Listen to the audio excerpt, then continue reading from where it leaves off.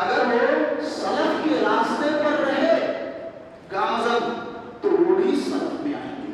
یعنی اتباع تابعین کے بعد کے زمانے والے اگر انہوں نے سلف صالحین سے اختلاف نہیں کیا، کوئی ایسی روش انہوں نے نہیں اپنائی کہ جس کی وجہ سے ان کے منہج اور طریق سے ہٹ گئے، اگر ایسا نہیں ہوا تو سلف میں وہ بھی محدثین ہیں، سلف میں ائمہ دین ہیں، سلف میں امام ابو حنیفہ رحمۃ اللہ علیہ ہیں، سلف میں امام مالک رحمۃ اللہ، امام احمد بن حنبل رحمۃ اللہ علیہ، امام شافعی رحمۃ اللہ علیہ، امام اوزاعی، ان کے بعد ائمہ جو تابعین اور تبع تابعین میں سے اور ان کے علاوہ ان کے اساتذہ، یہ سب کے سب سلف میں آتے ہیں. سلف میں کوئی بھی حدیث آپ کے سامنے آئے، قرآن عزیز کی کوئی آیت آپ کے سامنے آئے، آپ اپنے سے اگر اس کا مفہوم بیان کرنے لگ جائیں گے تو گمراہی آ جائے گی. منہج سلف کیا ہے؟ منہج سلف کی ضرورت کیوں پڑی؟ کیوں کہا جاتا ہے کہ منہج سلف کو اختیار کرو؟ عام طور سے جب منہج سلف کوئی بولتا ہے تو خیال آتا ہے کہ اہل حدیث کو آپ بھی منہج سلف اختیار کریں. آپ بھی جب سلف کی بات ہوتی ہے تو عموماً لوگ یہ سمجھتے ہیں اہل حدیث نہیں، سب ائمہ سارے کے سارے ائمہ دین یہ سلف میں تھے، سلفی تھے. سلف کی طرف نسبت کر کے سلفی کہا جاتا ہے، یعنی سلف کی راہ پر چلنے والا. سلف کی راہ پر چلنے والے کو سلفی نہیں سلفی کہا جاتا ہے. یہ چیزیں سارے کے سارے ائمہ سلفی تھے، آپ بھی سلفی ہوئے. یہ وقت کی ضرورت ہے اور اس پر چلنا ہر ایک کے لیے ضروری ہے.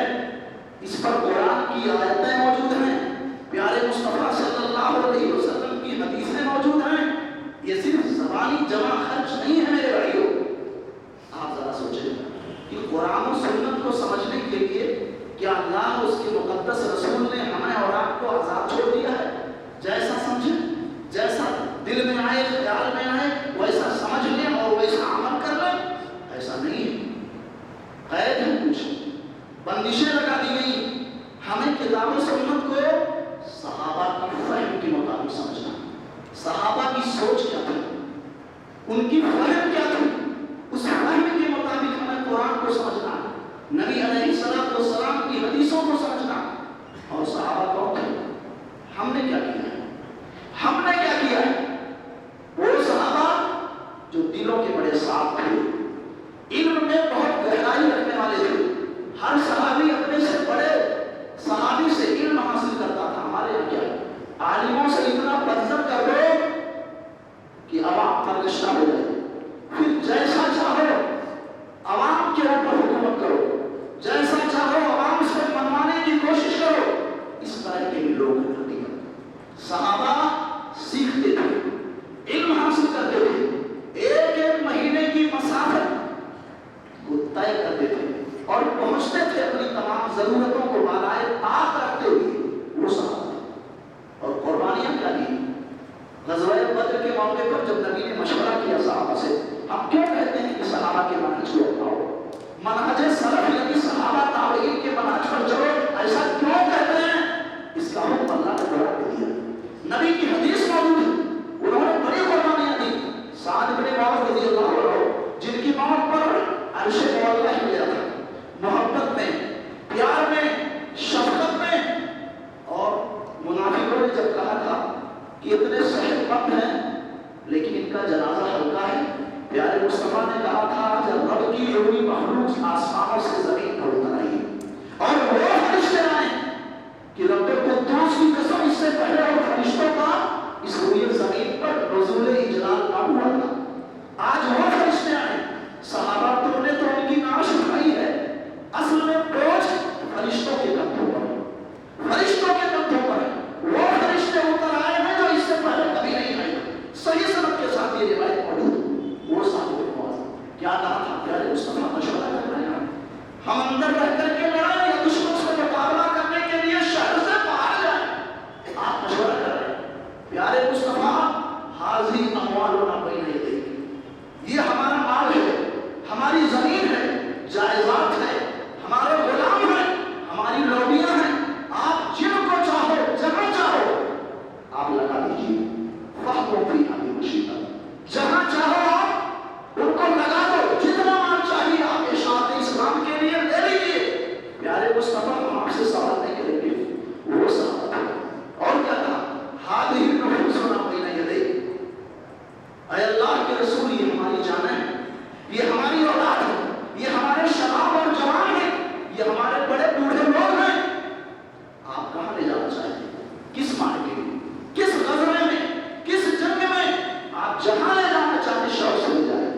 सब चलने के लिए तैयार है।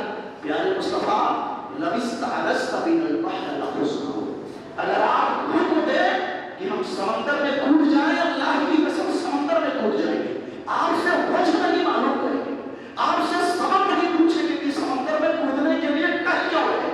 अय अल्लाह के रसूल नुकातिल बैन यदैहि, आपके सामने से आकर के लड़ेंगे। दुश्मन अगर सामने से हमलावर होगा तो सामने से लड़ेंगे।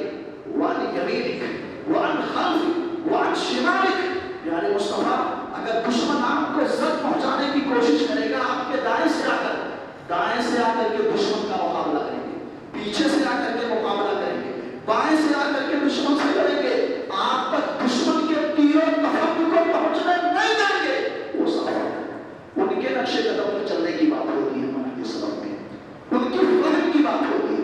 मेयार उनकी फहम को बनाओ, मीज़ानों में कियास उनकी सोच को बनाओ, और मनमानी काम ना करो, वरना गुमराही है।